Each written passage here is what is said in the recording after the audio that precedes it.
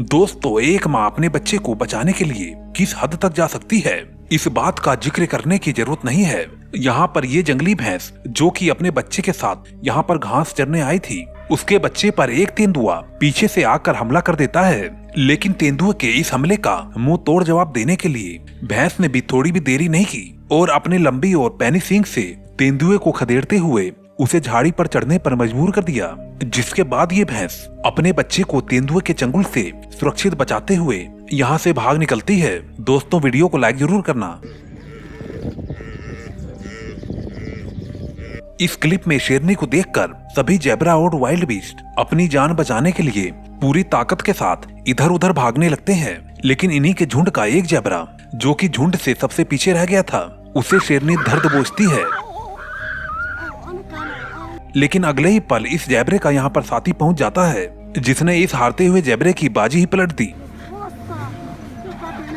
जेब्रे का साथी यहाँ पर पहुँचते ही इस शेरनी से भिड़ जाता है, जिससे शेरनी के जबड़े की पकड़ ढीली पड़ गई और इस बीच जेब्रे का साथी शेरनी के मुंह पर एक जबरदस्त चोट भी देता है और अपने साथी को यहाँ से लेकर 9 तो 11 हो जाता है।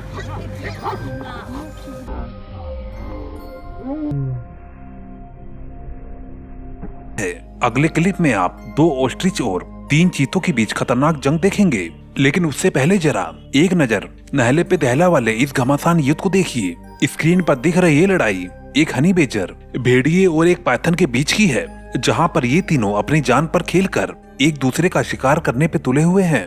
लेकिन आपको बता दें कि ये एक बाजी पलटी हुई लड़ाई है। जी हाँ दोस्तों, क्योंकि इस लड़ाई की शुरुआत यहाँ से शुरू होती है, जिसमें ये अजगर एक हनी बेजर को अपनी कुंडली में लपेटकर लगभग उसे मारने ही वाला था। लेकिन तभी इस लड़ाई में टांग अड़ाने ये भेड़िया पहुंच जाता है, जिसकी वजह से इस अजगर का ध्यान भटकता है और ये हनी बेजर उसकी कुंडली से आजाद हो जाता है। अब यहाँ पर तो शिकारी खुद ही शिकार होने वाला था, क्योंकि अब ये हनी बेजर इस अजगर का ही शिकार करने पे तुल गया था। यहाँ पर ये 2 भेड़िए भी इस लड़ाई में लगे हुए हैं ताकि ये अजगर को अपना निवाला बना सकें, जिसके चलते वो बीच बीच में हनी बेजर पर भी हमला करते हैं और आकर के उसे डरा कर इस लड़ाई से हटने के लिए मजबूर करते हैं। लेकिन यहाँ पर तो हनी बेजर के हिम्मत की दाद देनी पड़ेगी, जो इन 2 भेड़ियों से लड़ता हुआ भी इस बाजी को जीत लेता है और उस अजगर को अपना निवाला बनाने में कामयाब हो जाता है।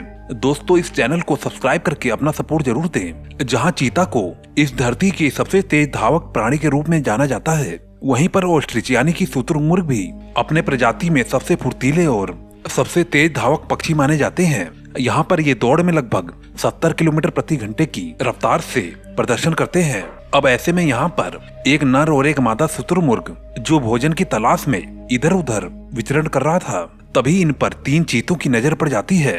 अब यहाँ पर होना क्या था, इनकी प्रवृत्ति से तो हर कोई वाकिफ है। हालांकि नर शुतुरमुर्ग ने अपने लंबे पैरों से प्रहार करना चाहा, लेकिन जब गर्दन ही शिकारी के जबड़े में हो तो फिर तो अच्छों की हिम्मत छूट जाती है। इस क्लिप में दिख रहा है ये बाज अभी अभी ही एक बाजी हारा है, वो भी एक वेस्टर्न जैकडॉ से, जो कि कौवों की प्रजाति के ही एक सदस्य होते हैं। अपने ताकत पर इतराते हुए ये बाज एक जैकडॉ से भिड़ जाता है,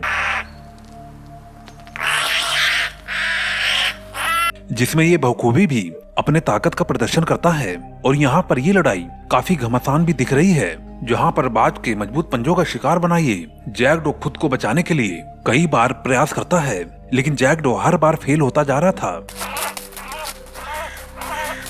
ये लड़ाई इस कगार तक चली आई थी कि लग रहा था कि जैकडॉ अपना दम तोड़ देगा, लेकिन अचानक किस्मत पलटती है। लेकिन जैकडॉ की नोकीले चोंच का 4-5 वार इस बाज के सिर पर पड़ती है,